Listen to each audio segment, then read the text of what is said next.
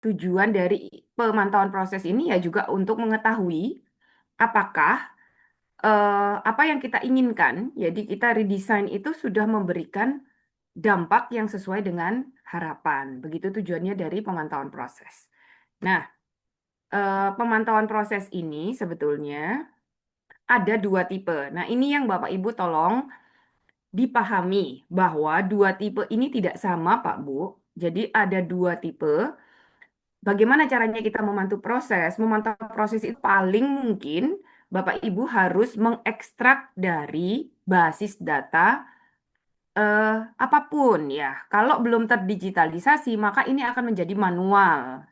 Nah, kalau misalnya Bapak Ibu itu sudah punya di perusahaannya sebuah sistem informasi, bentuknya apapun, maka hasilnya itu adalah kita ambil dari bagaimana pelaksanaan proses itu diambil dari basis datanya, dibentuk menjadi event log, maka ada dua pendekatan, yaitu teknik berbasis statistik ini dengan membuat dashboard. Lalu ada teknik berbasis model, ini yang disebut dengan proses mining atau penggalian proses. Saya ulangi ya Bapak Ibu, tidak sama.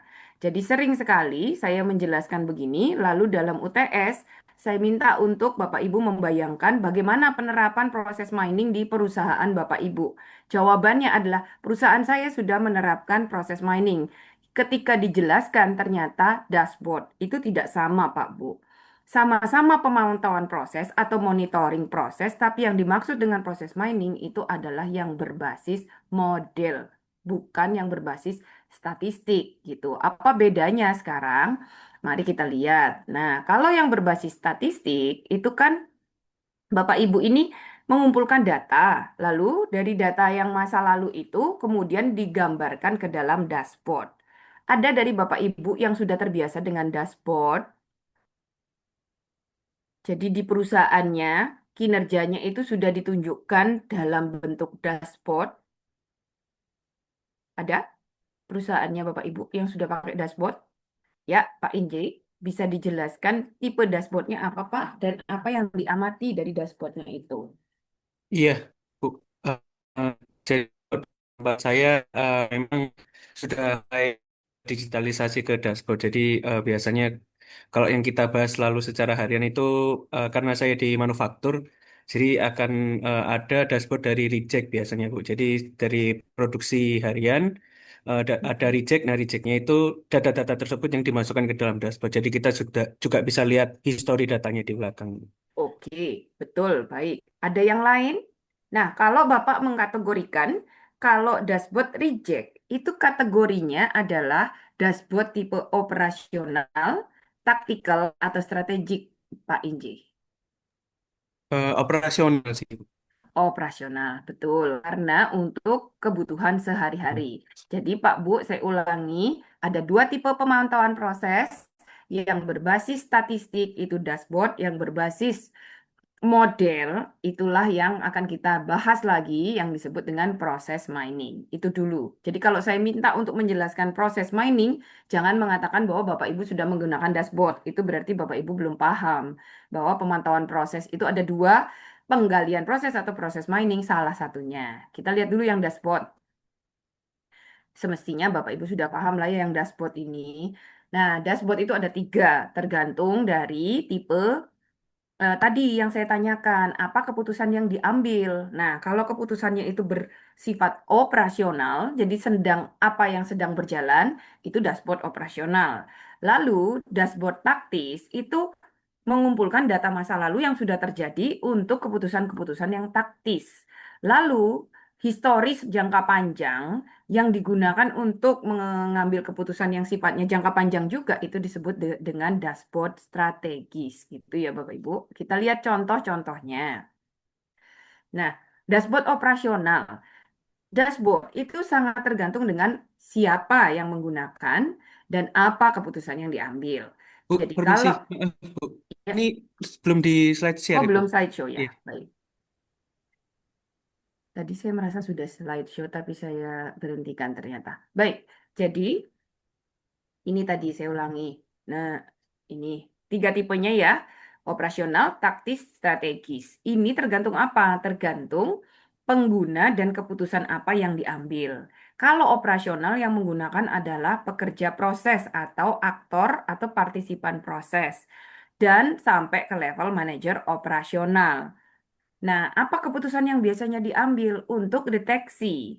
Sehingga bisa ketahuan seperti tadi katanya Pak Inje, ada reject gitu kan ya. Oh, ternyata dari dashboardnya, loh kok sekarang lagi banyak banget nih rejectnya. Oh, kita harus stop dulu nih. Karena apa? Dia udah di luar dari control chart, berarti ada sesuatu yang salah, kita stop, respon. Nah, itu operasional gitu kan ya. Jadi juga bisa jadi kalau dalam simulasi yang kemarin kita pelajari atau queue, kok antrian ini jadi panjang sekali. Work in progress kita itu banyak. Berarti lebih banyak yang masuk, nggak banyak yang keluar. Di mana titik bottlenecknya? Itu adalah contoh-contoh dashboard keputusan yang diambil dari dashboard operasional. Misalnya juga ada kasus yang bermasalah, dia stuck, harusnya selesai dalam 5 hari, ternyata dia udah sampai 7 hari. Kenapa seperti itu? Yang terakhir contohnya adalah workload, beban sumber daya. Mana sumber daya itu yang ternyata workloadnya tinggi sekali gitu. Jadi modelnya seperti ini. Gambarnya apakah pie, apakah dia bar chart, atau dia line, atau scatter, itu sangat tergantung dari apa yang mau diambil.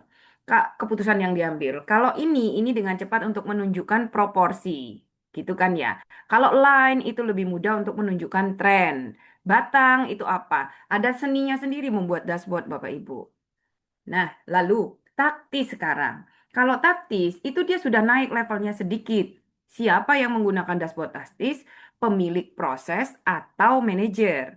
Karena dia tidak lagi hanya melihat apa yang sedang berjalan, tapi historically, supaya dia bisa mengambil keputusan apa namanya analisis ya sifatnya manajerial. Kalau sudah tahu bottlenecknya di sini, kita harus solve dengan cara apa. Jadi bukan hanya satu case per case, tapi secara menyeluruh melihatnya. Paling tidak di dalam unit tertentu. Apa saja indikatornya yang umum? Cycle time yang kemarin. Oh, secara historis, kenapa kok dalam beberapa minggu terakhir cycle time-nya itu selalu panjang gitu misalnya. Error rate. Jadi, kalau yang tadi disebutkan Pak Inji, kalau dilihatnya case by case, mesin by mesin, itu biasanya orang operasional yang jalan. Tapi kalau orang yang tactical, dia akan melihat error rate secara keseluruhan gitu. Kemudian utilisasi sumber daya bukan lagi dilihat per misalnya per workstation, tapi dilihat secara keseluruhan pabrik saya ini utilisasi sumber dayanya seperti apa gitu. Nah, contohnya seperti ini. Jadi sudah mulai kelihatan durasi. Loh, ini kok kenapa ada durasinya itu yang melebihi dari standar yang kita tentukan gitu misalnya ya. Jadi dia menggunakan data historis, bukan data yang sedang berjalan. Kemudian yang terakhir, ini taktis juga contoh asuransi. Tapi asuransi dia pakai map ya, heat map dia ngelihatnya. Kenapa? Karena dia mau ngelihat di berbagai daerah di Australia dan dia itu mau melihat peluang kejadiannya kecelakaan atau kebakaran hutan itu seperti apa. Nah, ini dia memantau begitu. Lalu, kalau misalnya ini adalah contoh yang strategis, Bapak Ibu. Kalau sudah strategis, ingat yang kemarin di pertemuan kedua kita bicarakan yang disebut dengan balance scorecard. Berarti sudah melihat di level organisasi dan histori beberapa bulan, bahkan beberapa tahun.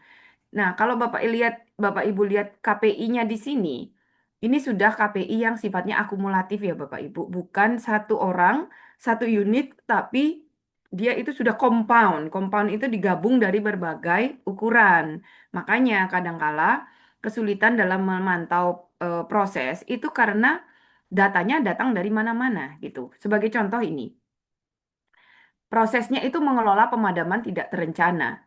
KPI-nya, Key Performance Indicator-nya adalah Customer Satisfaction, komplain pelanggan, umpan balik, koneksi kurang dari waktu yang disetujui. Nah, ini tuh kan tidak hanya angka yang langsung muncul satu kali, tapi ini harus diolah. Jadi gini ternyata, kalau di cascade, kinerja proses keseluruhan itu ada sekian KPI. Nah, kalau di drill down, misalnya, keunggulan pelanggan, ini proses mengelola pemadaman tidak terencana ya Pak Bu. Jadi kinerja proses keseluruhannya sekian KPI-nya. Nah, keunggulan pelanggan itu dilihat dari apa? Dua lagi ada measure-nya, yaitu komplain pelanggan, kepuasan pelanggan. Lalu kepuasan pelanggan terdiri dari rating pelanggannya, indeksnya, rata-rata waktu untuk perencanaan. Indeks ada lagi. Nah, makanya menghasilkan KPI apa namanya sebesar ini sebetulnya ada tahapan-tahapan sendiri. Bapak Ibu bisa membayangkan nggak kalau masing-masing kotak itu butuh data. Bayangkan kalau data ini dikelola secara manual, masih report manual. Misalnya survei indeks pelanggan yang puas itu masih ditulis di kertas. Nah, berarti nanti kalau mau mengetahui indeks loyalitas pelanggannya harus di entry lagi gitu ya. Dari situ masih yang lain-lain juga begitu. Nah, nanti lama sekali untuk mengetahui KPI ini.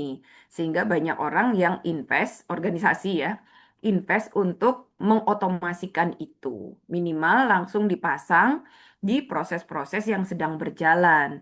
Kalau udah selesai, yang paling contohnya gampang ya, sekarang kan apa-apa itu diminta bintang gitu ya. Itu salah satu bentuk.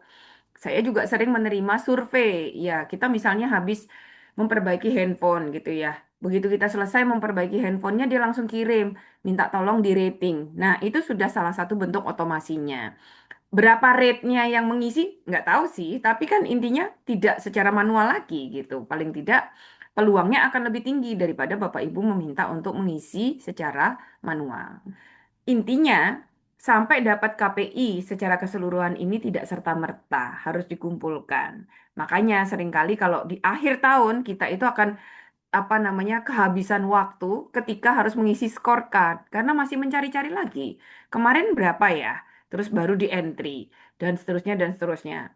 Biasanya baru dibuat kapan? Ketika mau membuat laporan tahunan gitu kan untuk tujuan budgeting. Nah, kalau seperti itu agak rumit sih menyelesaikannya. Gitu. Jadi ini ada lapisan satu, lapisan dua, lapisan tiga dan empat baru yang namanya proses performance ya. Proses performance. Kalau yang di atas itu area kunci. Oke. Nah, itu adalah dashboard. Saya membahas dashboard itu sangat cepat karena menurut saya itu sesuatu yang sudah sangat umum diketahui oleh Bapak Ibu sekalian. Jadi dia menggunakan data statistik secara menyeluruh untuk melihat sejauh mana proses itu berjalan. Sekarang yang akan kita bahas itu adalah penggalian proses atau proses mining. Kemarin saya pesan kepada Bapak Ibu untuk menonton video. Nah, adakah dari Bapak Ibu yang bisa mensummarize sedikit video yang saya minta Bapak Ibu tonton itu isinya tentang apa? Jadi ini pengantar dulu. Saya senang menunjukkan videonya karena dia mengungkapkannya tidak dengan teori ya, tapi dengan gambar, dengan lagu. Tapi in summary itu sebetulnya ngapain? Ya, Pak Rahmat, kemudian Pak Aili Hakim, silakan. Ya, masih Prof. Tadi sempat Ya, nonton videonya yang 6 menit itu ya Prof ya. ya, Jadi betul, Pak. kalau kita lihat itu ada keresahan dari si owner atau manajer operasionalnya gitu Prof ya terkait proses yang berlangsung di factory-nya, di pabriknya gitu bahwa eh, ya nggak bisa tidur nyenyak gitu melihat proses yang apa berlangsung di pabriknya itu masih sangat manual, banyak kertas gitu ya Prof ya. Sehingga Mm-mm, banyak hal yang tidak efisien dan menyulitkan saat mau dilakukan analisa data proses yang sudah berjalan selama ini begitu. mm-mm. Sehingga dari situ dia berusaha kumpulkan semua timnya untuk membahas bagaimana baiknya akhirnya way out-nya melalui digitalisasi gitu dan diintegrasikan antar semua departemen, semua bisnis bisnis di plannya dan termasuk integrasi dengan eh, semua bisnis yang relate di regionalnya.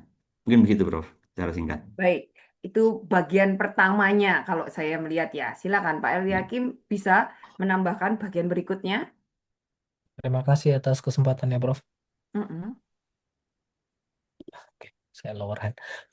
Tadi yang sudah disampaikan sama Pak Rahmat sudah dijelaskan ya terkait sama seorang CEO yang pengen mengatur apa dia punya resource bagaimana yang manual bisa jadi otomasi. Nah, yang ingin saya tambahkan bukan sekedar otomasi ya, tapi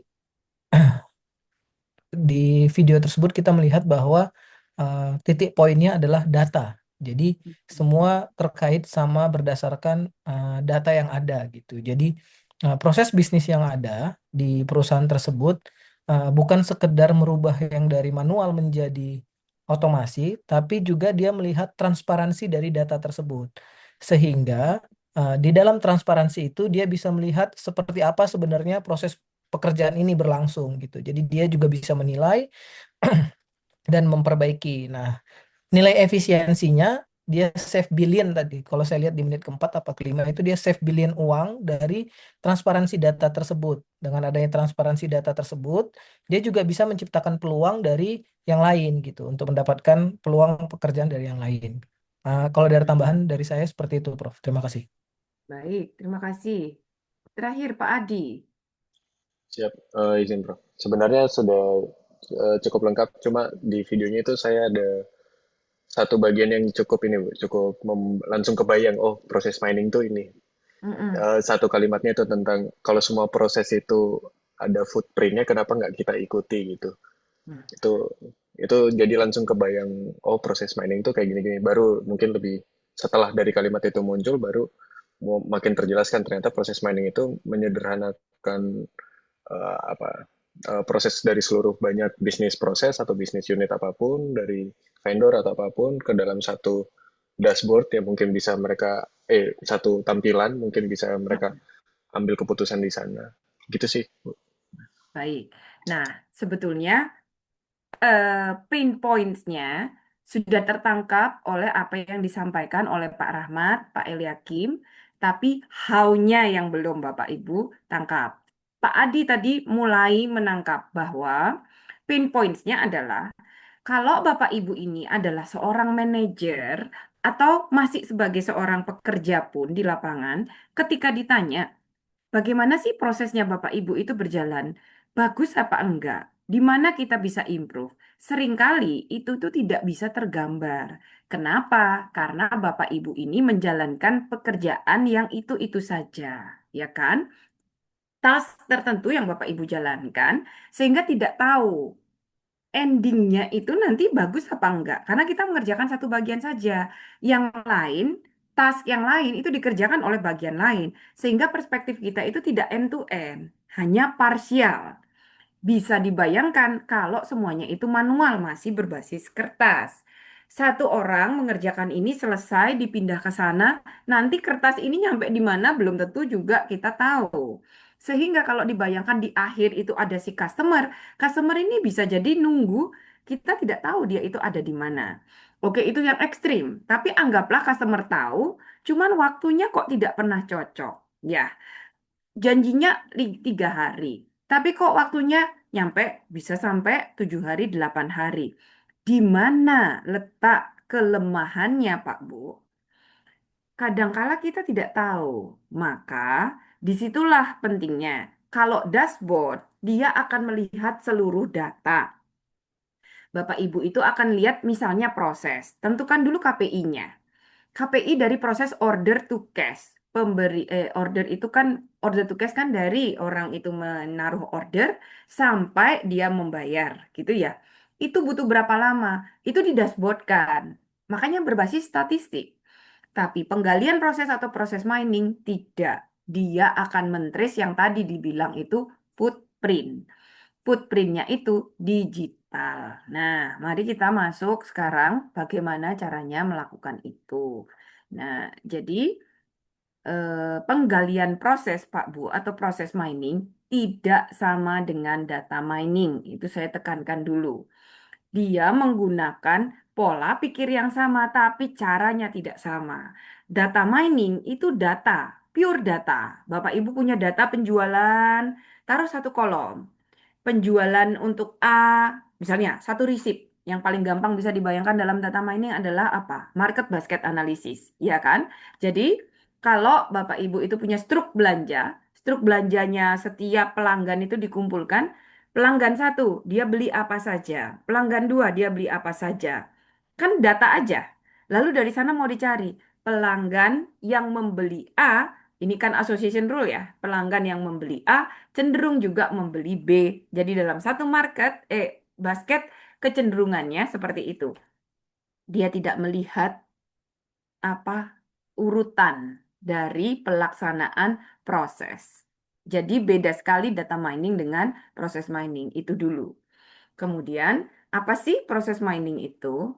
Jadi kan tadi gini Pak Bu, dalam proses mining Bapak Ibu harus membayangkan ini dulu. Tengah ini, input dari proses mining itu adalah event log. Event log itu apa? Nanti saya akan drill down. Tapi yang penting Bapak Ibu itu harus punya dulu trace. Tentukan dulu dalam pikirannya Bapak Ibu proses dulu ya. Proses apa nih yang mau di mining atau digali?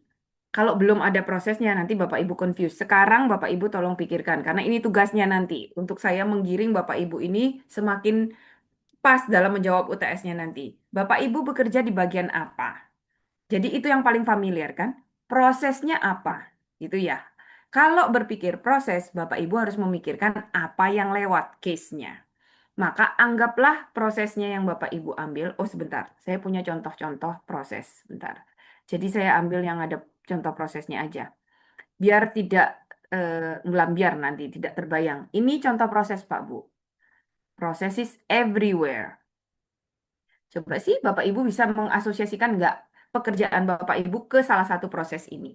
Contoh, core processes itu proses yang terkait dengan konsep. Mulai dari adanya rencana untuk membuat produk baru, mengembangkannya, mengetesnya, sampai produknya launch, sampai produknya itu di mana ini dibawa ke sudah di launch kan berarti tinggal produk support. Nah, itu sebuah proses end to end. Mungkin Bapak Ibu itu udah beri sini, saya tugasnya mendevelop new product aja. Nah, siapa yang merencanakan? Bapak Ibu nggak tahu. Siapa yang nanti mengetes? Tidak tahu. Sehingga keseluruhan berapa lama new product itu memakan waktunya, Bapak Ibu nggak ngerti.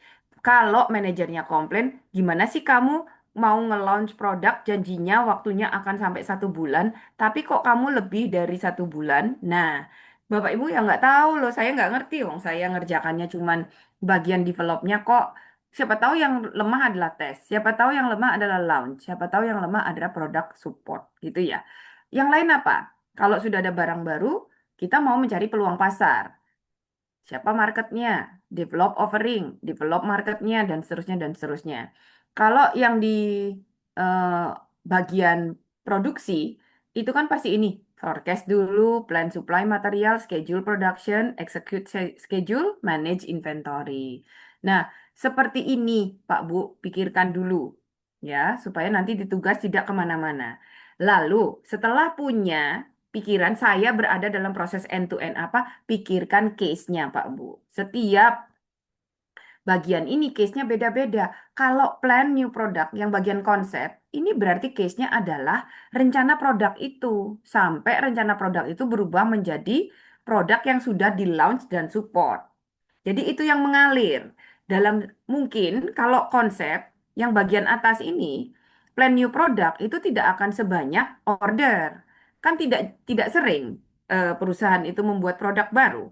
Tapi satu produk itu sangat sering ada yang mengorder. Sehingga ada proses yang case-nya banyak, ada proses yang case-nya sedikit. Tapi Bapak Ibu harus cari case-nya. Kalau nggak punya case-nya, itu yang nanti akan bermasalah ketika melakukan proses mining. Karena proses mining harus berdasarkan atas case ID tertentu. Oke, balik ya sekarang.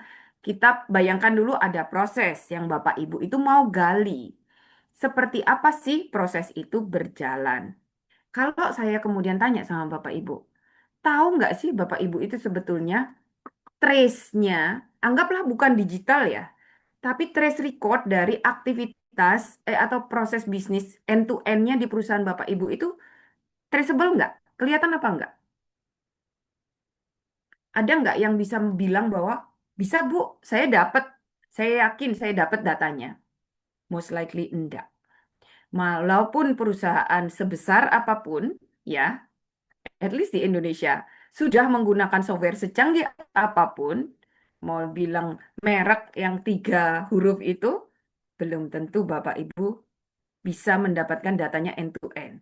Justru tadinya mau menerapkan ERP, akhirnya muncul akan silo. Kenapa? Karena yang memiliki masing-masing proses itu beda-beda unit biasanya. Ini yang menjadi problem. Kalau saya misalnya share lagi nih, gambar ini, terus saya minta Bapak Ibu petakan dari mana Bapak Ibu dapat data ketika new product itu direncanakan, ada ndak catatannya? Launching produk X, Y, Z. Pertama, konsep. Siapa yang meminta itu? Kapan itu dibuat? Dah. Kemudian di mana disimpan datanya? Setelah itu muncul yang berikutnya lagi. Ketika dibuat, dikembangkan produknya, sekian banyak gambar dan lain sebagainya, sekian banyak iterasinya dan revisinya. Di mana itu disimpan? Jangan-jangan basis datanya beda. Kalau ada basis datanya masih sebenarnya masih mungkin kita bisa ekstrak. Tapi kalau itu manual, masih berupa kertas, kan tidak traceable di mana siapa yang nyimpen gitu ya. Sehingga syarat pertama dalam proses mining adalah Bapak Ibu itu sudah menggunakan digital system. Kalau tidak, maka habis waktunya untuk mengentry ulang datanya. Tidak disarankan. Walaupun ada aplikasi dari proses mining itu ke berbagai macam sekarang, karena kan sudah canggih. Sekarang kan udah bisa meng-OCR-kan, scan, kemudian bisa diambil datanya gitu ya. Tapi kan effortnya itu menjadi luar biasa. Ada sih paper yang dipublish peneliti dari Queensland University of Technology itu dia melihat ancient script gitu ya, tentang apa namanya dari script di Cina itu di print kok di print di scan kemudian dilihat kapan itu dibuat terus ternyata kemana kemana kemana, tapi itu tidak untuk orang bisnis, itu untuk research. Kalau untuk orang bisnis biasanya enak kalau sudah ada datanya ya Bapak Ibu, basis datanya. Tapi basis datanya terintegrasi apa enggak? Siapa pemilik prosesnya? Masing-masing yang saya bilang ini itu bisa jadi yang punya unit yang beda. Contoh, kita lihat order. Pak Bu yang nge-receive order itu biasanya bagian apa? PPIC. Menerima order. Kalau make to order, ya mungkin PPIC Oh, ya. Tapi kalau kalau make to stock perusahaan gitu, biasanya sales nggak sih? Jadi dia kan akan punya basis data penjualan biasanya. Lalu, kalau penjualan itu sudah diterima, sudah ada order, siapa yang memproses ordernya? Nah, itu kemungkinan besar PPIC. Order ini harus diplan, dibuat, dipenuhi dari mana? Pindah bagian lagi. Terus, kalau sudah ordernya selesai, siapa yang mendistribusikan? Orang warehouse biasanya. Warehouse dan logistik, ya kan? Lalu, siapa yang menginvoice? Finance. Oke. Lalu, siapa yang akan menerima pembayarannya? Finance lagi. Oke, sekarang Bapak Ibu coba pikirkan, itu sudah ganti berapa bagian? Bisa nggak Bapak Ibu membayangkan mencari datanya dari order itu diterima, order itu harus Bapak Ibu berikan sebuah ID. Order ini, ID-nya ini. Lalu PPIC ketika memprosesnya, dia kapan memprosesnya, kemudian diserahkan ke bagian gudang untuk dikirim kapan. Nah, di sini itu objeknya berubah-berubah Bapak Ibu. Bisa jadi kalau tetap aja, yang tetap itu contohnya apa? Bapak Ibu ke dokter, itu tidak berubah. Pertama mendaftar, setelah itu menunggu, setelah itu dipanggil dokter. Di ini sama dokternya gitu ya. Habis itu Bapak Ibu masuk ke penimbangan, apa-apa, perawatan, keluar. Case-nya tetap Bapak Ibu. Tapi kalau Bapak Ibu melihat itu kayak tadi, pesanan pelanggan, pesanan itu datangnya sendiri-sendiri. Tapi PPIC bisa menggabung pesanan. Benar nggak? Pesanan satu, pesanan dua, pesanan tiga, itu sama-sama mengorder produk B. Ya tidak mungkin satu pesanan itu dibuatkan satu aja. Belum tentu ya, tergantung apa ini barangnya. Tapi kan bisa jadi digabung nih ketika membuatnya. Setelah selesai, ditaruh di gudang, ngirimnya juga bisa digabung-gabung lagi karena satu pengiriman. Sehingga di situ Bapak Ibu harus cermat. Case itu harus tetap, harus bisa di track, telusuri. Gitu Pak Bu pengantarnya. Nah, supaya Bapak Ibu bisa memikirkan prosesnya dulu. Lalu kita kembali ke sini. Kalau Bapak Ibu sudah membayangkan prosesnya apa, maka buatlah event log dulu. Event log itu apa, Pak Bu? Trace dari sebuah proses. Jadi, trace itu kayak daftar case ini dilakukan aktivitasnya itu apa, kapan, itu dicatat. Itulah yang disebut dengan event log. Event log ini bisa digunakan untuk banyak tipe proses mining. Kalau Bapak Ibu itu tidak tahu sama sekali prosesnya itu strukturnya seperti apa, urutannya kayak apa, Bapak Ibu nggak tahu, bebas. Misalnya pelayanan kepada pelanggan, itu bisa datang dulu, terus dia ke sana dulu, terus ke B dulu, ke C dulu, dan seterusnya. Bebas. Nah, kalau seperti itu, Bapak Ibu berarti tidak memiliki model proses, hanya punya event log. Maka justru proses mining itu bisa membantu untuk menemukan model secara otomatis. Jadi inputnya untuk penemuan model secara otomatis itu adalah event log saja, outputnya justru adalah model proses. Tapi, andaikan di Bapak Ibu itu sudah ada prosedur standar untuk sebuah proses. Prosedurnya itu urutannya begini, begini, begini. Nggak harus digambar dengan BPMN, tapi sudah ada urutannya. Misalnya, proses order, procure to pay. Pertama, harus membuat purchase requisition. Kedua, lalu membuat purchase order. Lalu setelah itu kirim purchase order kepada supplier. Lalu kemudian barang diterima, good receipt. Kemudian kirim invoice. Lalu eh, Bapak Ibu membayar. Kan selesai, procure to pay. Itu urutannya harus seperti itu. Nah, berarti proses mining ini event lognya Bapak Ibu bisa mengambil dari sistem yang bisa, yang menyimpan setiap aktivitas tadi. Lalu Bapak Ibu juga bisa mendapatkan modelnya ini. Jadi Bapak Ibu itu sudah punya standar. Misalnya standarnya modelnya itu adalah harus A, B, C, D, E. Ini yang menjadi input, lalu ekstrak data dari basis datanya, buat menjadi event log, bandingkan antara model proses dengan apa namanya event log. Jadi Bapak Ibu bisa melakukan yang namanya compliance checking atau conformance checking. Apakah realita di lapangan orang mengerjakannya itu betul-betul mengikuti urutan yang ditetapkan. Itu namanya tipe proses mining kedua, yaitu conformance checking. Lalu, tipe proses mining yang ketiga adalah misalnya Bapak Ibu tuh tertarik proses Bapak Ibu itu ada yang standar, tapi banyak juga yang ternyata tidak standar. Di mana sih perbedaannya? Maka Bapak Ibu itu submit dua log.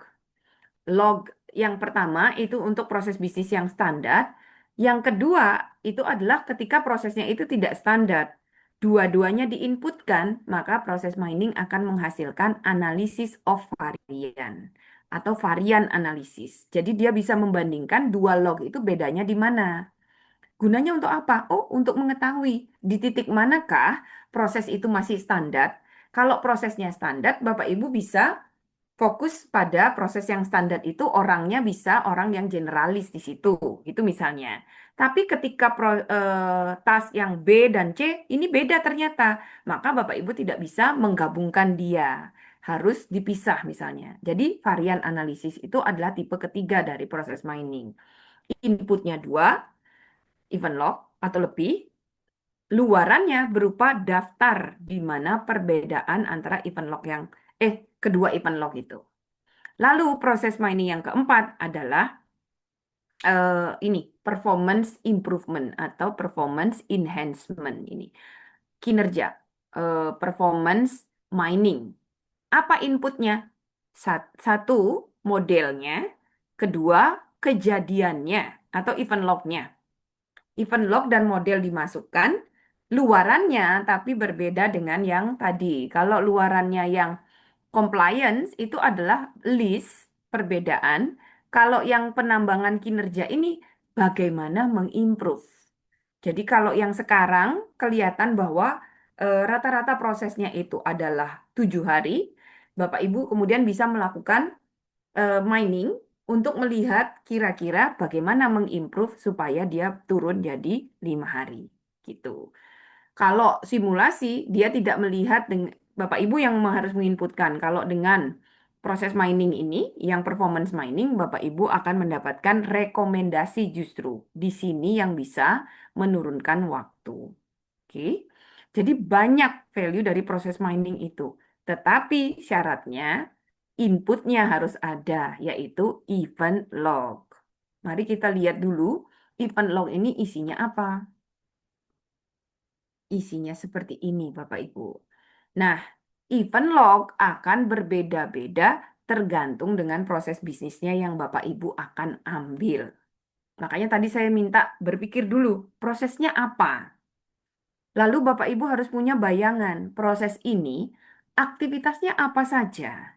Apa yang lewat case gitu ya, apa yang melalui proses itu, setiap case akan mendapatkan aktivitas apa? Saya tanya dulu, sebelum lebih jauh. Ada ndak dari Bapak Ibu ini yang terbayang di organisasinya bisa langsung ekstrak dapatkan event log? Ya, Pak Eliakim? Ya, makasih Bu. Makasih Prof. Kebetulan saya kerjanya di warehouse, Prof. Ya. Jadi kebetulan saya juga akan berkutat tentang itu ya. Jadi intinya ingin mengevaluasi kinerja atau performa dari uh, gudang atau warehouse. Di dalam Mm-mm. surat perjanjian antara kita sama pengelola jasa warehouse tersebut Mm-mm. sudah ditentukan berapa rate bongkar muat di masing-masing gudang Mm-mm. di sebuah wilayah. Kebetulan wilayah saya Jawa Timur, Prof. Jadi di Mm-mm. Jawa Timur ada 64 gudang, di masing-masing gudang itu sudah ada rate untuk bongkar muatnya. Nah, Mm-mm. setiap hari kan itu harian maksud saya. Rate bongkar Mm-mm. muatnya harian. Nah, Mm-mm. dari tahun 2024 sampai tahun 2005 berdasarkan event log tadi yang disampaikan sama Profesor, kita bisa melihat apakah realisasinya sesuai sama target minimum yang ditetapkan di surat perjanjian atau tidak. Kalau memang di bawah, kita sudah. Dan dibuatkan dashboardnya. Itu tesis saya, Prof. Oke. Nah, Bapak bisa membayangkan nggak apa namanya untuk setiap aktivitas dalam warehouse, dalam kontrak itu kan harus bongkar muat dalam sekian. Itu kan sangat agregat dan generik gitu ya, dalam sekian hari. Tapi untuk bisa mencapai itu kan harus ada tahapan yang dikerjakan. Nah, setiap tahapan ini tersimpan nggak datanya? Bisa diekstrak nggak datanya? Apakah juga dalam satu database? Dalam satu database. Harian Dalam kita satu soalnya. database. Iya. Dalam harian itu kita masing-masing gudang tuh punya rate target misal 200 ton. Jadi dia harus memenuhi target itu untuk Oke, bongkar. kalau ton itu kan kuantitas ya. Ya, Jadi, kuantitas. oh, kalau kuantitas agak sulit. Karena apa? Kuantitas itu eh, attach-nya kepada apa? Di mana kemungkinan kuantitas itu tidak terpenuhi, gitu Pak. Kalau proses mining ini biasanya yang mudah adalah kalau waktu. Karena kita akan bermainnya case ini. Misalnya Bapak, barang ini, Bapak punya sebuah case. Barang yang atau truk atau apa gitu. Pokoknya setiap ada yang masuk untuk dibongkar muat itu, Bapak kasih dia sebuah case ID. Lalu case ini setelah dia datang, lalu diapakan? Dibawa ke tempatnya, start untuk mulai diturunkan. Nah, kan di sini itu yang Bapak bisa tangkap adalah kapan dia mulai untuk dibongkar dan kapan selesainya gitu ya. Tapi berapa kuantitasnya? Bisa sih, tapi Bapak harus inputkan itu ke dalam database-nya supaya nanti kalau ditarik bisa keluar seperti ini, Pak Bu. Jadi ini tuh adalah case ID. Sebuah contohnya ini adalah sebuah kasus tentang apa namanya? eh, Di sini yang ditunjukkan adalah kasus tentang orang itu cuman dia application to approval. Jadi dia itu merequest sesuatu, register, lalu dicek, examine thoroughly, lalu dicek tiketnya, kemudian di decide apakah request itu disetujui apa tidak. Di sini yang ditunjukkan adalah dua case, Pak Bu. Case ID 1 dan case ID 2. Coba Bapak Ibu amati. Case ID 1, tahapan dengan case ID 2-nya kan beda. Kalau yang satu di register, examine, cek tiket, baru di decide, terus di reject. Kalau yang kedua, lain tahapannya. Sama-sama melewati register tiket, tetapi dicek dulu dan bukan examine thoroughly loh Bapak Ibu, tapi examine casually. Baru di decide, lalu di pay compensation. Nah, di sini berarti aktivitasnya beda ya. Satu case dengan case lain aktivitasnya beda. Berarti ada standarnya apa enggak, kita enggak tahu. Tapi Bapak Ibu itu harus dapatkan ini. Most likely mendapatkan data ini tidak straightforward, kecuali Bapak Ibu itu memang menerapkan workflow management system. Ya Pak Bernard, silakan. Ya Prof, mau tanya Prof, kalau di tempat kerja saya kebetulan terkait fuel distribusi ya Bu ya. Jadi Mm-mm, khususnya di area tambang. Jadi mm-mm, mulai get in itu pakai kartu, habis itu start loading gitu ada fuel management system, mm-mm, lalu stop loading. Nah itu durasi loading time-nya bisa didapat dari situ, lalu get out, eh, lalu delivery to main site dan juga start discharge di main site dan juga stop discharge di main site. Nah cuma mm-mm, yang ingin saya tanyakan ini Bu.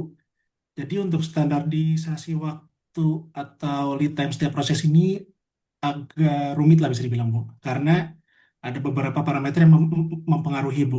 Contohnya dari mm-mm, loading time tadi ya Bu ya. Di mm-mm, start loading dan stop loading itu dipengaruhi oleh level stok di tangki timbun Bu di short tank. Jadi apabila stoknya mm-mm, makin tinggi, loading time-nya makin cepat Bu, makin cepat kesedot pompa gitu. Tapi kalau makin rendah, eh, waktunya makin lambat. Dan juga delivery ke main site Bu. Kalau kondisinya hujan, itu speednya nggak bisa cepat, Bu. Nah, mm-mm, kalau kondisinya panas, ya bisa cepat. Nah, mm-mm, dari setiap proses itu, Bu, untuk standarisasinya gimana ya, Bu ya? Karena ada parameter yang membuat mm-mm, eh, mm-mm. berubah-ubah gitu, Bu. Oke.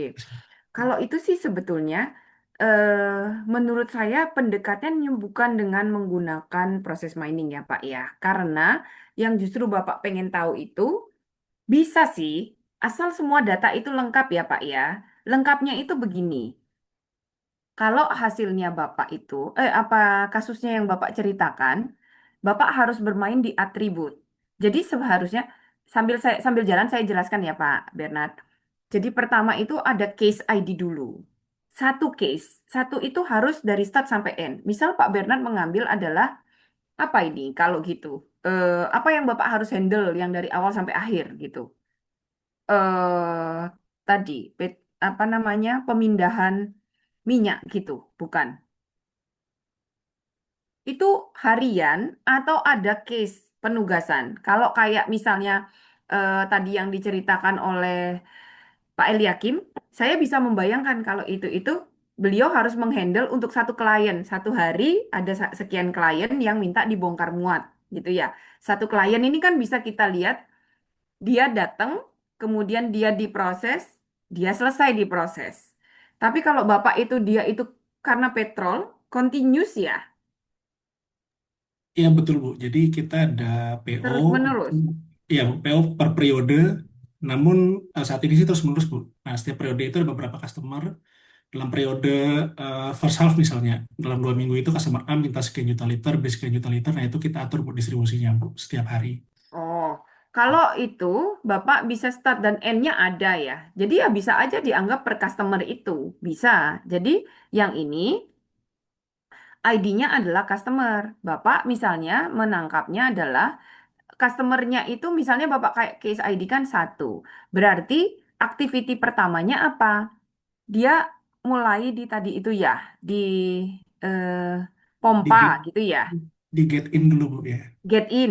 Get in Ya, itu bisa nggak dapat timestamp, Pak? Bapak Ibu yang lain bisa. juga sambil berpikir ya, timestampnya. Kapan dia mulai? Kalau bisa per secondnya juga lebih bagus. Tapi kalau harian, it's okay lah. Tapi harus ada timestamp. Timestamp itu ideally juga harus ada start dan end untuk setiap activity, Pak Bu. Kalau hanya dapat startnya saja, itu berarti Bapak Ibu tidak akan dapat processing time, tapi akan dapatnya kotor datanya. Start aktivitas yang Bapak Ibu dapatkan, Bapak Ibu tuh tidak tahu sebetulnya berapa yang processing, berapa yang menunggu. Ya kan? Karena start baru di aktivitas berikutnya start lagi ini Bapak Ibu kan jadinya dapatnya bukan berapa lama yang dihabiskan untuk memproses, tapi juga berapa lama menunggu sampai aktivitas berikutnya dimulai. Jadi itu kasar. Tapi kalau bisa dapat start dan end, bagus. Kalau nggak bisa, ya start dan start. Tapi ada yang tidak dicatat sama sekali loh Pak Bu. Ada yang nggak dicatat sama sekali. Nah, kalau kayak gini ini sulit, nggak bisa. Atau begini, separuh dicatat dalam sistem, separuh manual. Nah, kalau kayak gitu, ya kerja dua kali. Bapak Ibu harus merekap dulu. Nah, ini takes time. Tapi kalau memang itu menarik, sebetulnya investasi untuk mendapatkan log ini equal dengan nanti Bapak Ibu bisa mendapatkan informasi di belakang. Kalau project proses mining itu memang 30% membuat lognya menjahit lognya. Kalau sudah lognya dapat, toolsnya itu sudah banyak. Tinggal masukkan, nanti akan keluar banyak sekali analisis yang Bapak Ibu nggak bisa bayangkan. Nah, saya punya satu project, Procure to Pay, di perusahaan semen. Procure to Pay itu ini, apa namanya, kan cuman proses pengadaan ya. Ternyata mereka sampai kadang bingung, kenapa ya saya itu proses pengadaan aja kok ribet sekali gitu ya. Ternyata setelah kita lihat pengadaannya ternyata harusnya prosesnya yang seperti yang saya ceritakan tadi, prosesnya nggak gitu. Ada yang pengadaan itu good receipt masuk dulu. Saya sampai merasa gini, kan itu TA mahasiswa bimbingan saya. Sampai saya bilang, kamu datanya kotor, bisa jadi kamu salah nih. Masa ada good receipt, kemudian setelah good receipt baru membuat PR, baru membuat PO. Itu manajernya nggak terima ketika kita presentasikan. Kan nggak mungkin, Bu. Loh, saya juga merasa nggak mungkin. Terus habis itu kita tanya sama pelakunya di lapangan.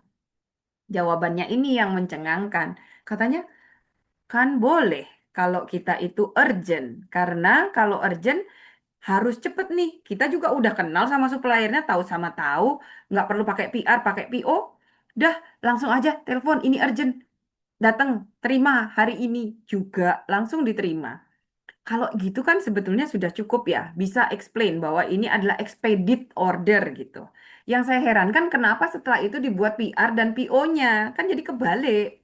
Udah good receipt, baru dibuat purchase requisition, baru kelihatan buat PO-nya. Jawabannya dia juga lucu juga, katanya kan compliance, Bu. Compliance apanya gitu kan ya. Tapi itu baru tahu manajernya. Oh gitu. Nah, apa yang Bapak Ibu realita di lapangan itu tidak selalu menjadi apa yang di jalan, apa namanya yang distandarkan. Kita tahu bersama SOP itu dibuat untuk di level manajemen. Siapa sih sebetulnya yang melakukan di lapangan? Kan staff. Staff ini seringkali lebih tahu, tapi dia tidak mau melanggar apa yang udah disampaikan. Padahal dia tahu cara yang lebih cepat. Sekarang tinggal manajernya aja. Itu boleh apa tidak? Comply atau tidak? Ada proses yang itu boleh di bypass, boleh dipercepat, tetapi ada proses yang tidak. Gitu ya. Nah, kalau kita bicara compliance, conformance checking, itu kelihatan. Dan kalau Bapak Ibu di audit, itu termasuk salah satu yang akan di-trace, gitu kan ya. Nah, makanya proses mining itu sangat dekat dengan compliance checking, terutama untuk audit. Nah, saya kembali ke pertanyaan Pak Bernard. Kalau Bapak sudah nyampe, di sini sudah dapat, sampai timestamp, ini loh Pak, Bapak bisa mainkan di atribut. Tiga elemen dari event log yang minimum ada itu tiga ini aja Pak Bu. Case ID, timestamp, activity. Nah, kalau Bapak Ibu mau menganalisis lebih panjang, kalau Pak Eli Hakim tadi itu tentang berapa yang kuantitas yang dibongkar dalam ton. Taruh di sini dia sebagai kuantitas. Kalau Pak Bernard tadi tertariknya apa kalau di petroleum yang Bapak mau lihat tadi gitu ya, taruh dia sebagai atribut. Jadi semuanya atributnya ditaruh, nanti Bapak bisa memfilter di situ. Misalnya Bapak bisa lihat mana kasus-kasus di mana customer tertentu itu kok waktunya lama. Kan tadi Bapak bilang cuaca, ya cuacanya harus dicatat, Pak. waktu itu cuacanya seperti apa yang menyebabkan prosesnya dia itu jadi lama. Nah, kayak begini ini akhirnya Bapak Ibu memang dipaksa untuk mencari faktor-faktor yang berpengaruh gitu. Sehingga itu agak tidak intuitif sih Pak Bernard. Bukan penggunaan yang umum untuk proses mining, tapi sangat bisa karena sudah bisa di-apply kemana-mana. Nah, kita kembali Bapak Ibu semuanya saya harap karena ini tugasnya Bapak Ibu nanti. Setelah hari ini sambil mendengar lagi apa yang saya katakan dan lain sebagainya, silahkan kerjakan kuis 2 attempt, satu yang akan saya rata-rata nilainya. Jadi bukan yang pertama, bukan yang terakhir, karena kadang ada aja yang kepleset-pleset. Satu kali aja boleh, boleh, maksimum 2 kali. Kalau satu kali udah puas, ya udah segitu aja nilainya. Kemudian sambil Bapak Ibu saya minta untuk berpikir dalam tugas. Bapak Ibu cari use case dari proses mining. Use case, Pak Bu. Maksudnya paham ya use case. Saya bekerja kayak Pak Bernard. Saya di bagian atau Pak Eliakim di bagian gudang, Bapak di bagian transportasi, Pak Bernard mungkin bagian yang pumping tadi. Gimana use case-nya proses mining itu untuk proses yang Bapak Ibu jalankan? Saya akan tanya datanya ada apa tidak, tahapan prosesnya apa saja. Setiap tahapan disimpan di database mana. Itu aja dulu, supaya Bapak Ibu ini benar-benar cocok bayangannya. Bisa nggak sih nanti ternyata Bapak Ibu itu ternyata nggak bisa kayaknya diterapkan proses mining? Bisa, tapi Bapak Ibu mengerti value-nya. Bahwa nanti itu bisa dipakai untuk membuat keputusan apa. Itu yang saya cari nanti di UTS. Jadi eh, saya dulu itu tidak membuat begitu, ternyata pas UTS, oh ini kok ternyata nggak pas ya. Bayangan Bapak Ibu tentang proses mining, use case-nya dengan yang sesungguhnya itu kurang pas. Jadi saya agak merasa eman gitu ya. Baik, saya lanjutkan. Jadi ini dua itu tidak sama. Jadi yang satu itu register, examine thoroughly, check ticket, decide, reject request. Nah, most likely proses untuk case ID satu itu adalah untuk tiket yang sulit. Karena apa? Dia harus dieksaminasi dengan mendalam. Sementara case yang kedua itu enggak, casually aja dan langsung di pay compensation-nya. Jadi ada sesuatu yang membedakan di sana. Bapak Ibu harus dapatkan cukup banyak data. Ini contohnya cuma 2, tapi realitanya harusnya cukup banyak. Nah, coba dilihat Pak Bu. Satu case, satu case ID itu langsung dapat urutan aktivitasnya. Register request dilakukan oleh PIT tanggal 30. Examine thoroughly tanggal 31. Cek tiket tanggal 5. Besoknya di-decide tanggal 6, tanggal 7. Realitanya tidak seindah itu ya Pak Bu. Mengekstrak dari database, most likely Bapak Ibu itu dapat datanya itu tersebar-sebar. Case ini kapan munculnya? Harus masuk ke lognya dari orang yang menerima case. Jadi ini kan register request ya, mungkin adalah sistem registrasinya gitu ya. Kalau satu sistem belum juga tentu ketika diekstrak, Bapak Ibu saya yakin apakah di sini ada dari Bapak Ibu yang orang IT? Enggak ya. Kan operasional lebih ke apa ya namanya domain expert, orang yang melakukan pekerjaan atau pelaku proses, tapi bukan orang yang paham IT. Sehingga mengekstrak data itu dari database, most likely Bapak Ibu tidak bisa langsung. Mungkin juga tidak punya hak aksesnya.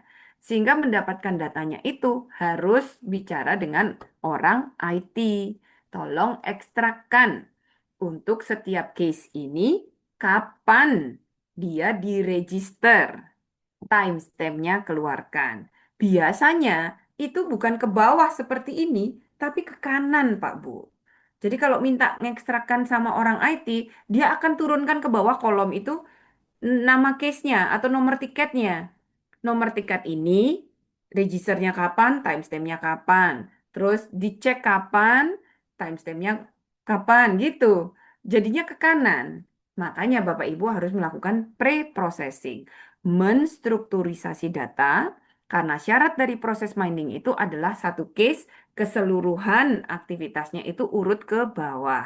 Baru case berikutnya urut ke bawah. Itu ya Pak Bu. Itu challenge-nya memang. Harus bekerja sama dengan bagian IT. Nah, terus kita lihat sekarang.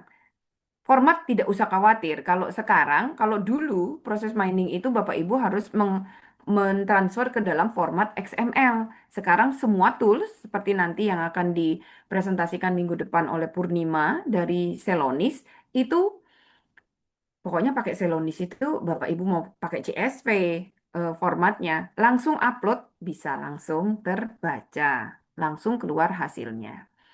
Nah, kita lihat dulu nih setelah punya ini apa yang dilakukan. Pertama, kekuatan dari proses mining itu dia adalah automatic process discovery. Dia bisa menemukan proses secara otomatis. Real prosesnya, bukan model yang apa namanya, bukan standar SOP yang ditetapkan, tapi beneran apa yang dilakukan orang di lapangan itu yang ditemukan dengan proses mining. Gimana caranya? Misalnya begini, Pak Bu. Ada case ID 13219, enter loan application. Lalu 219 lagi, retrieve applicant data. Lalu 13220 masuk, enter loan application, nyambung 13219. Anyway, ini kan masih tercampur ya. Dari data yang begini, kalau dientrikan ke proses mining, Bapak Ibu bisa dapatkan secara otomatis gambar model proses ini. Itu kelebihannya. Tapi hasil dari model prosesnya sangat tergantung algoritma yang digunakan Pak Bu. Algoritmanya berbeda-beda dan itu sebetulnya yang divideokan. Di video itu sebetulnya dibuatkan untuk Profesor Will van der Aalst yang sedang berulang tahun yang ke-60. Siapa beliau? The Godfather of Process Mining. Jadi, beliaulah yang memperkenalkan proses mining pertama kali, memperkenalkan konsepnya dan mengembangkan algoritmanya. Gimana caranya dari trace seperti itu bisa menghasilkan model proses. Itu sebetulnya Pak Bu. Sekarang Profesor Will van der Aalst itu bekerja di University of Aachen ya di Jerman. Awalnya beliau dari Eindhoven University of Technology, tapi dia dapat grant besar sekali di Aachen dan dia bekerja di Celonis. Jadi profesor yang juga praktisi. Dia menjadi apa ya namanya advisor untuk Celonis. Makanya Celonis ini sekarang jadi penguasa pasar untuk proses mining dan proses intelligence. Makanya di video itu ada 3 tahapan. Pertama use case-nya orang di lapangan bingung. Kedua Will van der Aalst ini menemukan proses mining, lalu membantu untuk orang yang tadinya tidak tahu apa yang terjadi sesungguhnya di lapangan dengan proses mining muncul hidden pattern itu. Akhirnya orang yang tadinya tidak bisa melihat apa yang terjadi, jadi ngerti di mana bottleneck-nya, bagaimana mengimprove-nya. Tapi sebetulnya dia berevolusi lagi. Kalau kalau proses mining yang dulu banget, itu cuma satu case aja yang bisa lewat. Lalu dia mengembangkan yang namanya object centric proses mining. Tapi kita nggak usah sampai ke sana. Object centric dan yang terakhir proses intelligence itu adalah bagaimana menggunakan tidak sekedar apa namanya memasukkan AI di dalamnya intinya gitu. Jadi dengan adanya AI akan bisa muncul sesuatu yang intelijen, bisa menghasilkan apa masukan-masukan untuk improvement dari proses. Makanya evolusinya sebetulnya proses mining menjadi proses intelligence. Gitu. Nah, sekarang kita coba untuk memahami sepintas. Ini adalah berbagai tipe proses mining tools, Pak Bu ya. Jadi yang saya familiar itu Disco. Disco ini lightweight. Lightweight itu artinya dia tidak terlalu berat. Tapi Bapak Ibu harus download. Siapa yang mengembangkan Disco Fluxicon namanya. Kalau mau, Bapak Ibu bisa download lalu register dengan email ITS ACID. Kita sudah terdaftar di sana, domain ITS ACID, sehingga Bapak Ibu akan dikasih free versionnya. Tapi ada batasannya, itu Disco. Yang open source Apromor sama Prom. Prom ini yang dikembangkan Will van der Aalst dulu, tapi sekarang dia sudah pindah ke Celonis ini yang heavyweight malah. Dulu ada Apromor. Apromor ini yang mengembangkan penulis buku dari BPM, yaitu Marcelo La Rosa dan Marlon Dumas. Tapi sekarang dia sudah diakuisisi oleh Salesforce. Jadi sudah tidak berdiri sendiri lagi. Anyway, kita akan pakai Celonis, Pak Bu. Sebenarnya SAP, SAP, itu juga mengembangkan eh, proses mining toolkits. Dia ada di SAP Signavio namanya, Signavio Process Intelligence. Cuman saat ini masih catching up lah ya, Celonis yang penguasa pasarnya saat ini. Nah, makanya saya invite-nya Celonis. Oke. Nah, ini tampilannya Pak Bu kalau Apromor. Jadi Bapak Ibu itu nanti tinggal upload ininya apa namanya event lognya. Kalau sudah ready ya, biasanya mendapatkan event lognya yang susah. Kalau next week kita akan praktek dengan menggunakan dataset yang sudah disiapkan. Nanti Bapak Ibu akan dikasih login untuk bisa menggunakan Celonis dan praktek pada minggu depan. Tapi saya punya tugas yang lain, prakteknya karena nanti akan menjadi dummy gitu. Maksudnya datanya data dummy yang udah disediakan. Oke, lalu. Nah, ini loh tampilannya. Tapi ini yang lama sih tampilannya Signavio. Jadi kalau Bapak Ibu upload lognya, dia secara otomatis langsung mengeluarkan ini. Kan jadi luar biasa ya. Kita tidak, yang tadinya kita hanya tahu apa yang on paper, kalau Bapak Ibu punya lognya, Bapak Ibu bisa masukkan, oh ternyata muncul.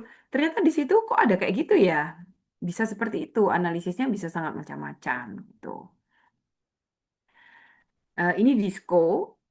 Tampilannya Disco seperti ini. Nah, ini lo bisa muncul. Misalnya ada 608 case yang masuk. Ternyata hanya 374 yang masuk ke Create Purchase Requisition dengan Analyze Purchase Requisition. Lalu ternyata ada yang dari Analyze Purchase Requisition, ada yang langsung menjadi Create Request for Quotation, ada yang ke sini. Ke sini itu ada bolak-balik. Nah, ini kadang-kadang yang tidak tulis di dalam SOP. Orang dalam menulis SOP itu selalu skenario sunny day. Everything is okay. Padahal kalau rainy day, apa yang terjadi? Nggak tahu. Kalau Ibu punya tadi yang dikatakan Pak Adi, footprintnya, why not? Footprint itu yang kita telusuri dan kita jadi tahu. Loh, kayak gitu ternyata. Gitu. Eh, nah, sekarang contohnya adalah yang lain ini. Nah, begini Pak Bu, sebetulnya harusnya itu proses mining itu heavy untuk menerjemahkan dari event log menjadi model proses ini kan Pak Bu, model proses BPMN. Tapi sampai proses mining bisa menghasilkan itu butuh algoritma. Algoritma yang dikembangkan oleh berbagai peneliti proses mining itu sudah canggih-canggih, tetapi dia sangat tergantung pada data. Kadangkala datanya nggak cukup, hasilnya itu meleset. Padahal orang praktisi itu nggak butuh gambar yang betul-betul menunjukkan model proses yang seakurat mungkin. Tidak. Maka yang perlu itu adalah cukup bisa menggambarkan ini, Pak Bu. Ini disebut sebagai directly follow graph. Grafik yang menunjukkan aktivitas apa mengikuti yang mana gitu. Jadi bayangkan Bapak Ibu punya ratusan ribu data. Dari ratusan ribu itu kalau dilakukan manual, aktivitas mana yang pertama, aktivitas mana yang kedua, habis itu kemana terjadi percabangan, kan sulit. Sehingga log itu kalau Bapak Ibu masukkan dan keluar directly follow graph-nya ini sudah cukup membantu untuk Bapak Ibu melakukan analisis. Apa yang dimaksud dengan directly follow graph? Jadi dia itu peta proses dari log peristiwa. Setiap aktivitas itu diwakili oleh satu node. Lalu akan ada busur atau panah dari aktivitas A ke B, berarti B itu langsung diikuti oleh A dalam setidaknya satu trace. Jadi dalam satu trace itu kan case ID ini ternyata ada aktivitas A terus diikuti oleh B. Satu aja, dia pasti akan udah digambar di dalam proses mining gitu. Kemudian busur di dalam proses dapat kemudian dianalisis lebih lanjut. Berapa kali B langsung mengikuti A, bisa juga relatif. Prosentasenya, berapa kali A dijalankan, terus langsung diikuti oleh B. Prosentase ya, bukan jumlah. Terus time, berapa waktu rata-rata antara A dan B. Nah, informasi ini sudah sangat luar biasa membantu. Misalnya begini jadinya. Bapak Ibu punya oven log gini. Ada tiga A, B, C, D. Ada dua yang urutannya A, C, B, D. Ada satu yang A, E, D. Coba sih Bapak Ibu mencoba menggambarkannya. Gimana gambar directly follow graph-nya? Silakan dicoba Pak Bu. Biar paham yang saya maksud dengan directly follow graph. Ada tiga kejadian A, B, C, D. Ada dua A, C, B, D. Hanya satu AED. Berarti gambar grafiknya gimana? Bisa dicoret-coret pakai notepad. Kok notepad apa sih yang Bapak Ibu? Yang mudah aja.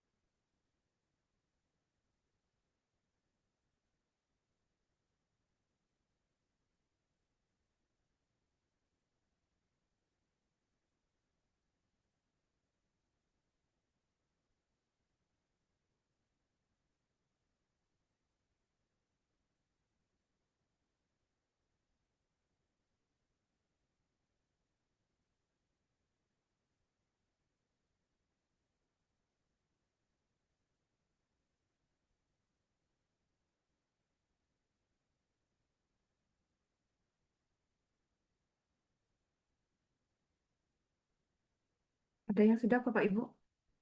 Kira-kira gimana gambarnya?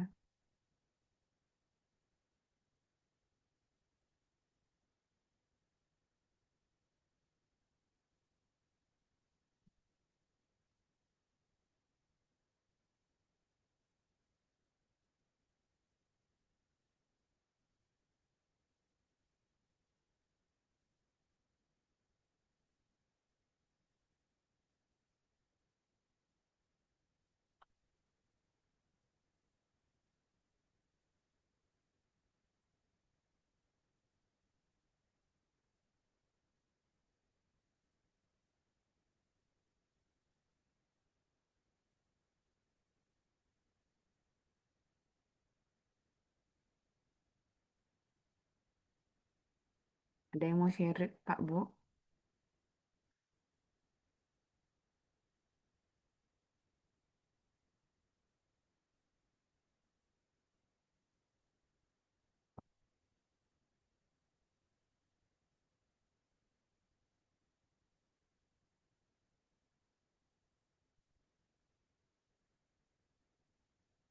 Silakan Pak Inge. Ini saya share screen ya, Ya, boleh Pak. Prof. Silakan Pak. Hmm. Sudah bisa belum Pak? Saya sudah stop. Oke. Sudah kelihatan ya? Ya, sudah. Ya, jadi kan Oke. ini Mm-mm. event lognya ada tiga ya, Prof. Jadi untuk yang pertama dari A, maaf ini belum saya kasih angkanya, Ya, Prof. tidak apa-apa. Jadi dari Tidak A, apa-apa Pak. Untuk yang nomor satu ini dari A ke E ke D gitu ya, Prof. Terus Betul. yang Bukan nomor dua dua, dari bukan A. satu, nomor satu itu, Pak. Itu ada satu trace yang AED. Oh iya, satu tulis. Ya, Ya, satu tulis yang AED. heeh. Terus untuk tulis yang kedua itu dari A, C ke B, terus dari B ke D gitu. Cuma ini nggak dikasih angkanya jadi kurang jelas, Prof. Jadi yang tiga itu dari A ke B, terus ke C ke D gitu. Betul, betul sekali. Nah, Pak, ini kan baru tiga trace ya, tiga urutan gitu kan. Iya, Bayangkan kalau Bapak itu punya sangat banyak, kan sangat manual ya. Baik, Pak, betul. iya, Silakan. Terima kasih. Saya lanjutkan. Nah, betul sih yang sudah digambarkan oleh Pak Inji tadi. Jadi begini, memang gambarnya. Cuman tadi kan karena tidak dilengkapi dengan berapa trace-nya, jadi tadi itu belum lengkap, tapi gak apa-apa. Jadi gini, A ke B, sudah aman, bener tadi. Nah, tinggal ditambahin angkanya Pak Bu tadi itu, yang punya Pak Inje. Nah, gunanya ini untuk apa? Menunjukkan ketebalannya Pak Bu. Kalau trace-nya itu sampai 3, itu berarti trace yang sering terjadi. Kalau cuma satu AED, itu tipis aja, berarti dia itu jarang-jarang ada case seperti itu, gitu ya. Tapi kalau yang heavy itu berarti dia sering. Nah, kalau begini, maka dari sini kita itu sebetulnya bisa menghitung mana yang paling, kalau kita abstraksi, tools proses mining itu bisa, kalau Bapak Ibu punya 1.000, dia akan menjadi spaghetti model. Directly follow graph-nya itu akan jadi sangat confusing. Karena apa? Banyak banget yang muncul.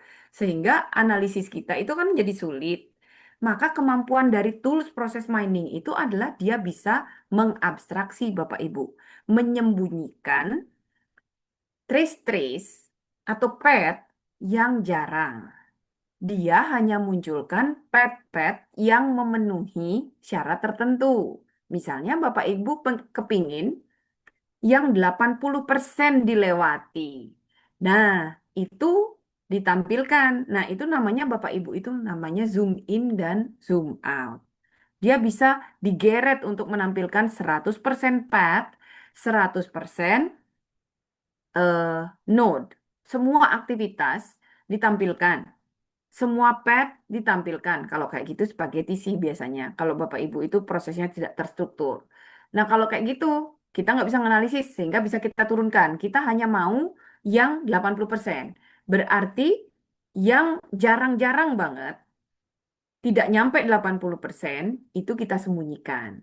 Nah, yang tadi ditunjukkan ini, sorry, saya kembali yang tampilan disco ini, di sini Bapak Ibu. Nah, kan ini kelihatan. Kita itu ini loh, aktivitasnya 100%. Jadi semua aktivitas ditampilkan, tapi petnya itu 0%. Jadi dia hanya menampilkan yang besar-besar saja. Kalau ini ditarik 100% pet, ini pasti banyak banget yang balik-balik itu juga banyak gitu loh Pak Bu. Nah, sekarang kita bisa melihat lagi ini kembali.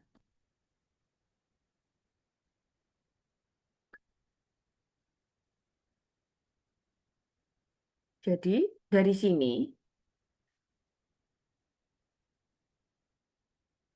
ini bisa dihitung.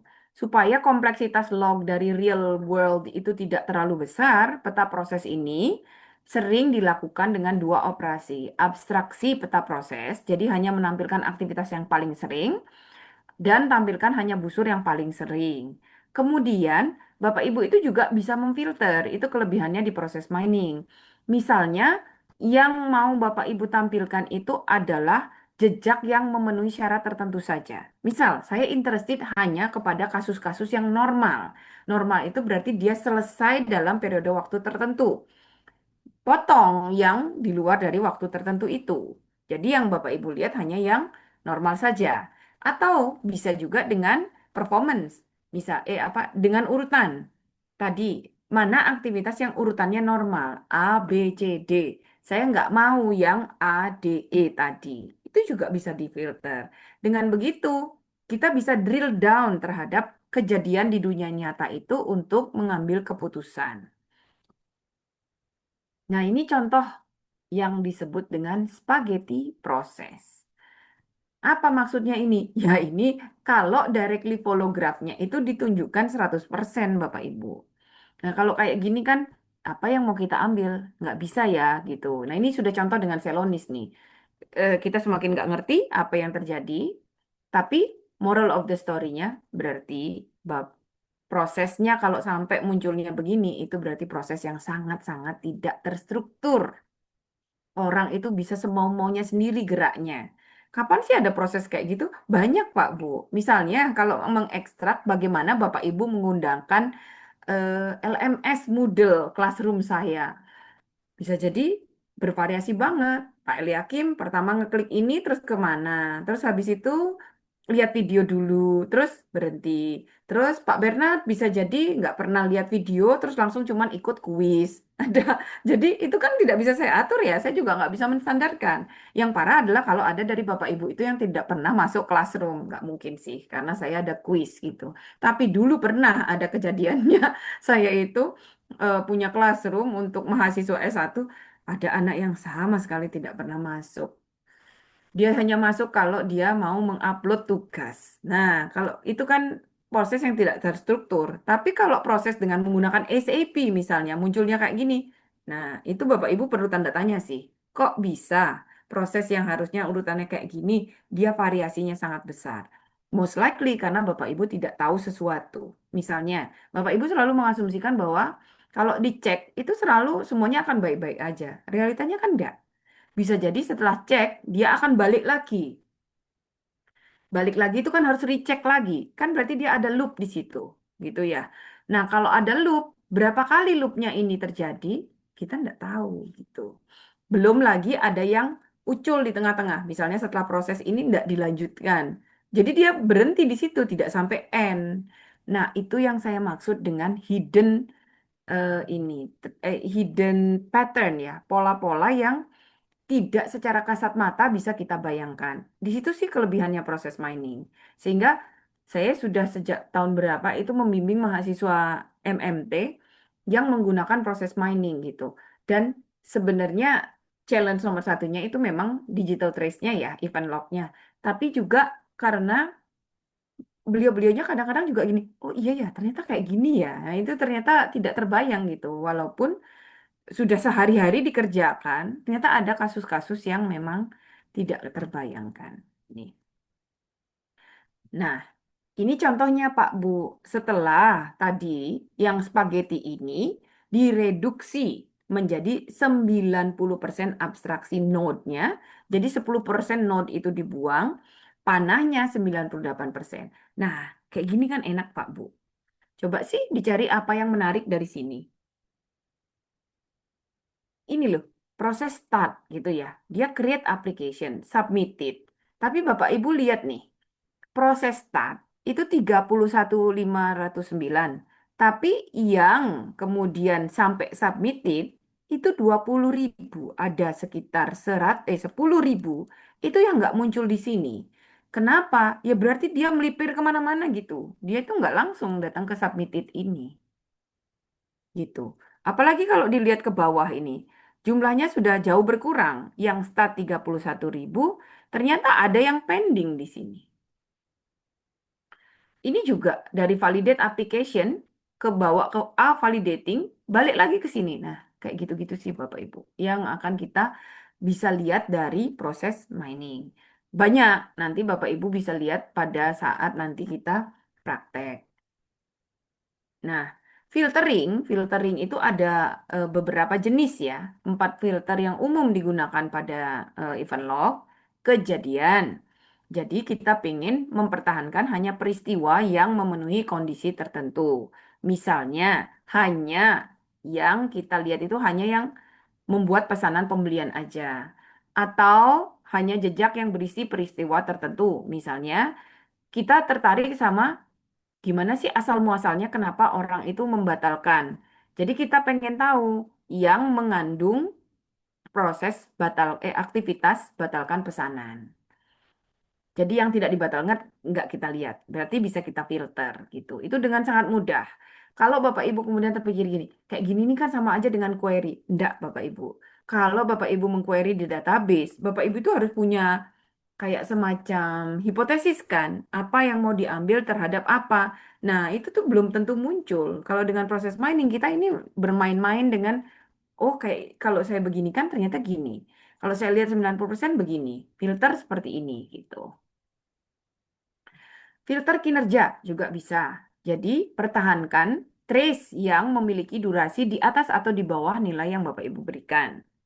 Filter pengikut follow. Ini tuh biasanya kalau kita pengen tahu compliance. Biasanya orang setelah melakukan aktivitas ini dia melakukan apa.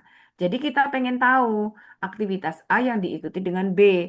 Misalnya aktivitas yang tadinya misalnya habis beli ternyata dia harus ini apa namanya beli setelah itu dia harus mengubah. Ya, jadi dia mengubah. Nah, kalau kayak gini nih berarti dia nggak kerjanya nggak cermat nih. Kok setiap beli terus dia harus ubah lagi. Kenapa kok terjadi? Misalnya gitu. Jadi Bapak Ibu harus di drive oleh business question ya. Ada sesuatu yang ingin Bapak Ibu lihat. Kalau nggak bisa juga proses mining itu dia just a tool yang tetap harus mendrive adalah Bapak Ibu sendiri. Apa question dalam proses itu yang ingin Bapak Ibu ketahui, ingin gali. Terakhir, itu filter yang umum dipakai adalah yang dimulai dan diakhiri dengan peristiwa yang memenuhi kondisi tertentu. Jadi kayak tadi, proses yang diawali dengan start tetapi tidak pernah selesai. Bisa dicari itu juga. Jadi Bapak Ibu bisa filter nantinya. Oke, lalu, nah, sekarang saya akan run through sedikit saja, tapi ini pasti akan painful buat Bapak Ibu karena sangat-sangat technical. Nah, kalau tadi itu yang umum dipakai oleh business user, yaitu menggunakan directly follow graph, bermain dengan filter, bermain dengan kinerja yang ditunjukkan di situ. Tapi ada ambisi lain, misalnya Bapak Ibu itu ingin punya gambaran tentang bagaimana sih model proses yang sesungguhnya. Kan Bapak Ibu gambar sendiri. Proses bisnis itu Bapak Ibu gambar dengan misalnya BPMN. Lah, kemudian ternyata di realitanya itu lognya ngomong yang berbeda. Gimana model prosesnya dalam bentuk BPMN? Itu harus menggunakan algoritma, Pak Bu. Kalau yang tadi, directly follow graph, itu enggak pakai algoritma.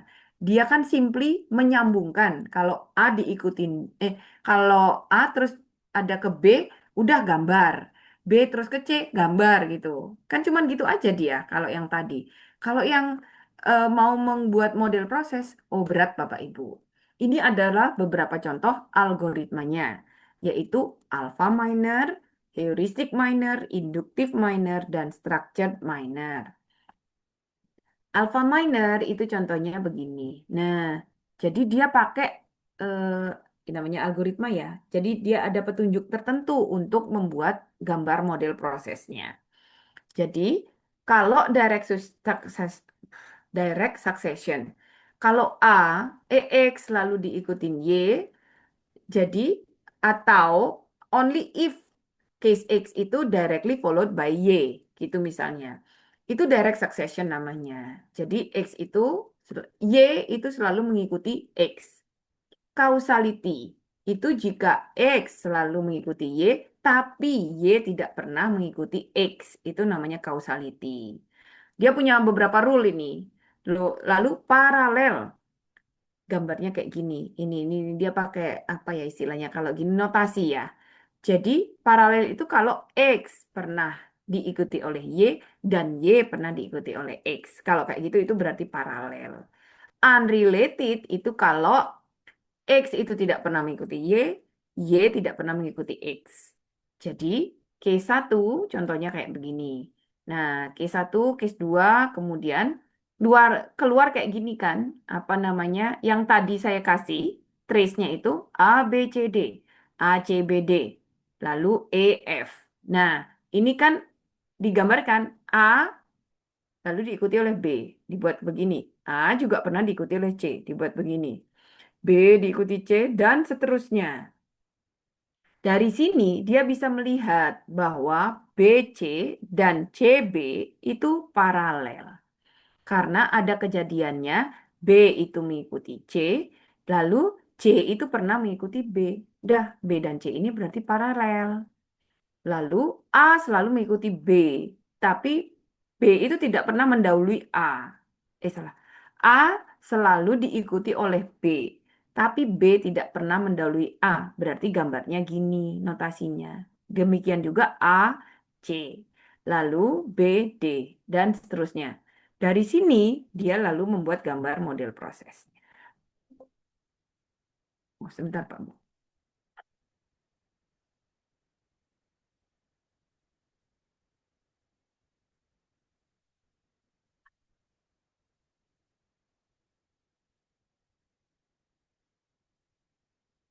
Nah, kalau udah dibuat kayak begini, lalu dihitung, namanya aja algoritma, terus dia bisa membuat, nah, seperti ini.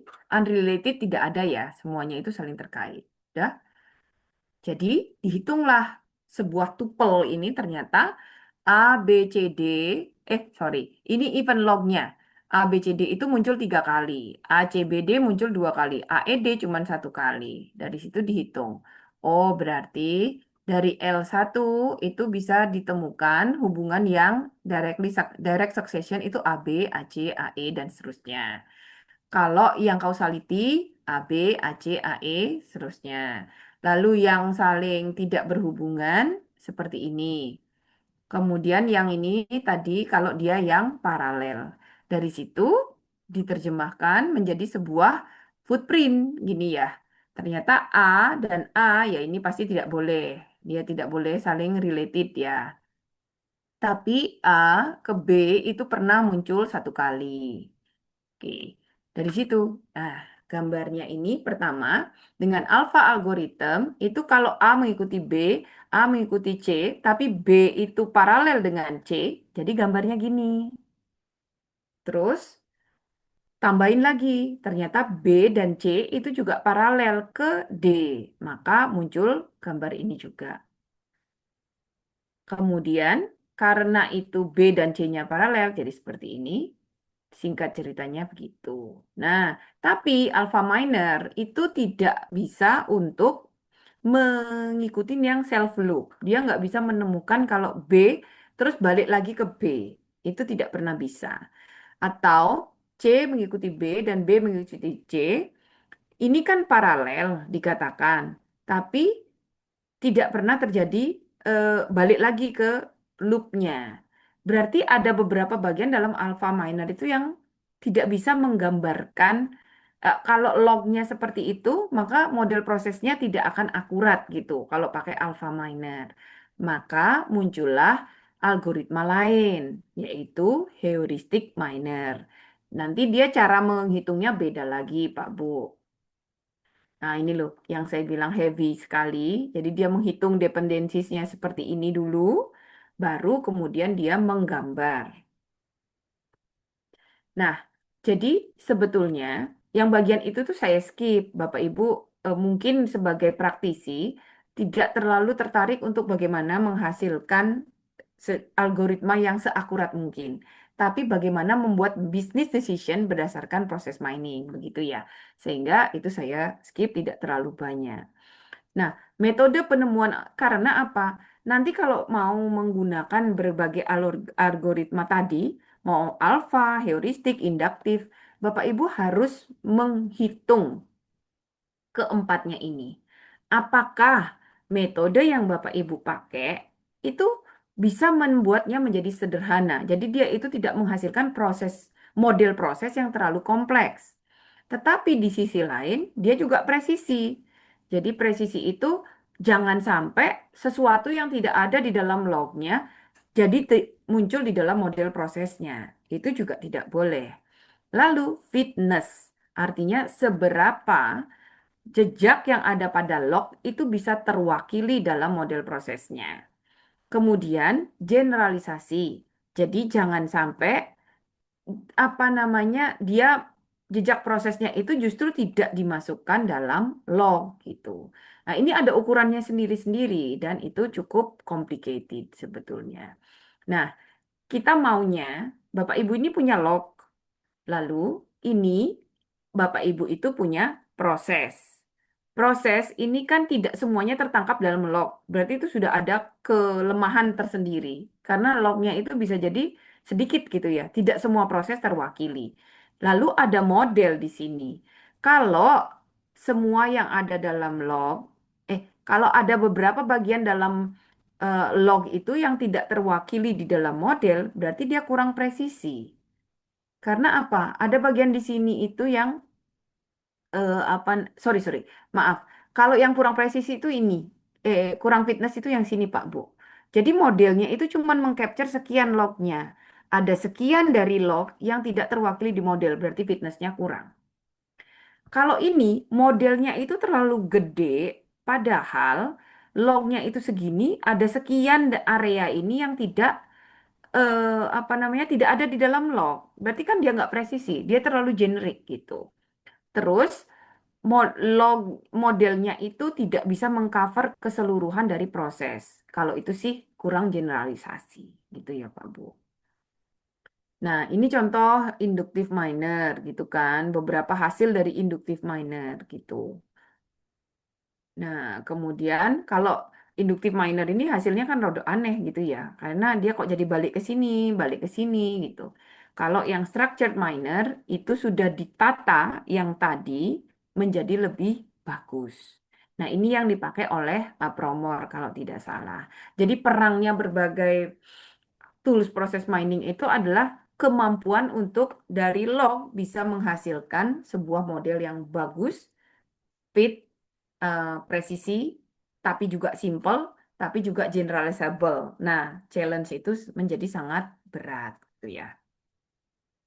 Oke, lalu pemeriksaan kesesuaian ini yang tadi saya bilang, Pak Bu. Jadi kalau Bapak Ibu itu cuma punya log, kemudian nanti harus bisa dicek apakah itu perilakunya yang dimodelkan itu benar atau tidak. Sorry. Nah, itu tadi Bapak Ibu yang bisa saya sampaikan untuk terkait dengan proses mining ya. Karena saya tidak menjelaskan semuanya, apa dengan kekhawatiran saya adalah kalau terlalu detail itu menjadi tidak applicable lagi untuk Bapak Ibu. Tetapi saya menganggap bahwa apa yang disampaikan dalam proses mining itu penting untuk Bapak Ibu karena terutama jika Bapak Ibu ini sebetulnya di tempat kerjanya sudah memiliki digital trace-nya.